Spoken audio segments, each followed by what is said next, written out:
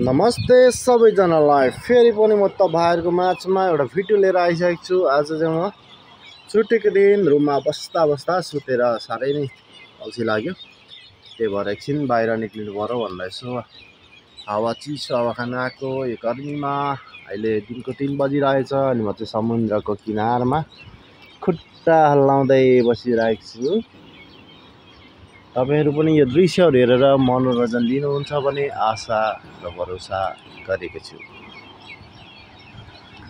यहाँ पारी चाहिँ सिधै हाइवे रोड छ अनि यो चाहिँ गल्लीको रोड हो, हाम्रो रुम जाने बाटो। अनि म चाहिँ यही बीचमा आएर समुद्रमा टहलिरहेको छु। यो साँझको बखतमा धेरै अल्गोलको पहाडहरु छ अनि सल्लाको बोटहरु एकदमै सुस्ताइरहेको छ। रुपी चराहरु बास बस्नलाई आतुर भएर चिच्याइरहेको छ बोटहरु। त्यसरी नै म तपाईहरुको माझमा यही बसिरहेको छु समुद्र किनारमा सदा झै सोशल देशमा दिनहरु यसरी नै बितिरहेको छ। चिसो चिसो मौसम, रुखहरुको चिसो शीतलतामा बसिरहेको छु म समुद्र किनारमा। यस्तै छ दिनहरु यसरी काट्दै छ। यस्तै छ यहाँनेर चाहिँ समुद्र किनारमा जसो दिनहरु बिताइदै छ। अब यहाँ तपाईहरुलाई म समुद्रको केही भागहरु देखाउँछु। एकदमै राम्रो ठाउँहरु छ। यहाँनेर चाहिँ यो ठाउँमा चाहिँ मान्छेहरु नुहाउने पौडीहरु गरिरहेको देखियो, किनकि अलिक फोहोर जस्तो ठाउँ छ। अनि यहाँ चाहिँ धेरै जस्तो मान्छेहरुले माछा मार्छौं बल्छी थापेर। म पनि यही ठाउँमा आएर माछा मार्छु। यस्तै छ समुद्र किनारहरु धेरै प्रशस्त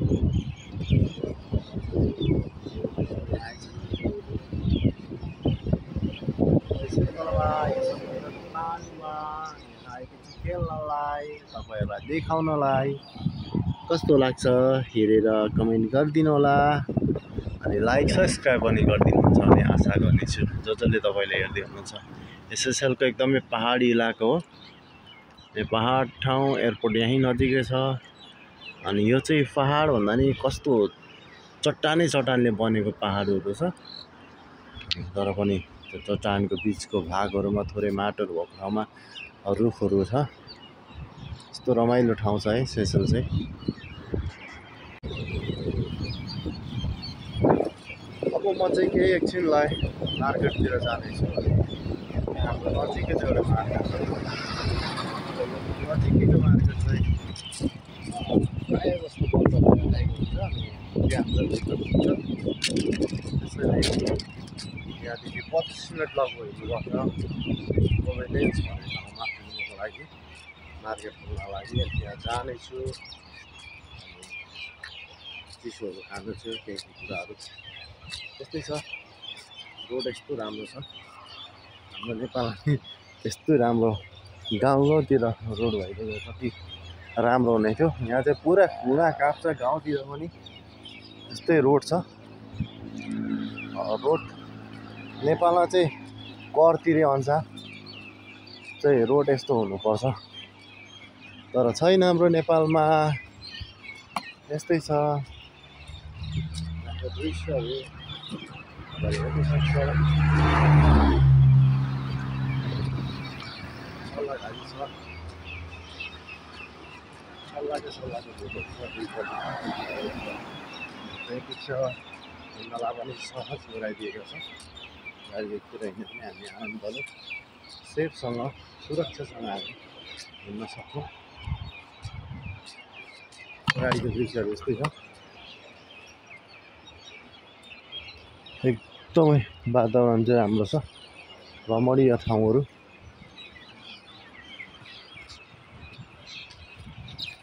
ल त म चाहिँ जाँदैछु मार्केटसम्मलाई।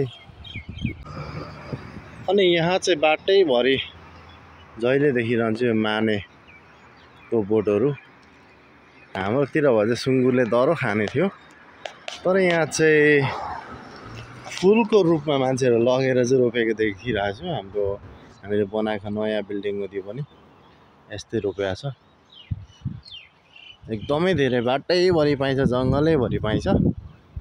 अनि सदुपयोग नभएको चिजहरू यो चाहिँ हाम्रो नेपालमा भए कति सुँगुर ल्याएर चाहिँ बढ्ने थियो सुँगुर अनि फाइदा गर्ने थियो। एक्लै हिँड्नु पनि रमाइलो हुन्छ किनकि साथीहरू हिँडिरहेको छ, एकजना भाइ छ अनि भाइ आफ्नै धुनमा अनि म चाहिँ यसरी एक्लै हिँडिरहेको छु आफ्नै खुट्टालाई खिच्दै। बाटो यस्तो छ हिँड्ने, अलिक घामले नराम्रो देखिँदो रहेछ।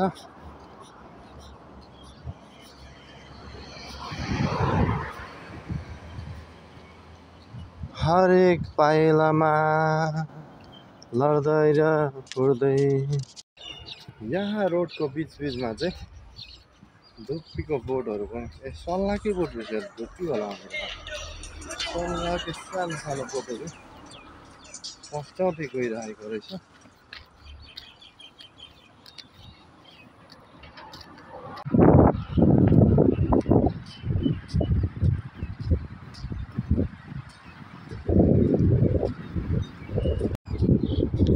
हजुर, अब चाहिँ म फेरि रुम फर्किसकेको छु। घुमेर शीतल मौसम भइसक्यो। अहिले चाहिँ बेलुकाको 5:30 बजिसकेको छ। बनाएर समुद्रको किनार सल्लाह घरिघरि कुदिरहेको छु। घरि आउँछ बाटोमा। हेलो,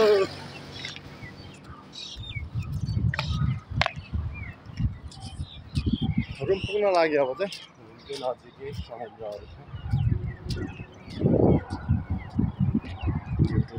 भिडियो हेरिदिनु भएकोमा धन्यवाद। सब्सक्राइब गरिदिनु होला।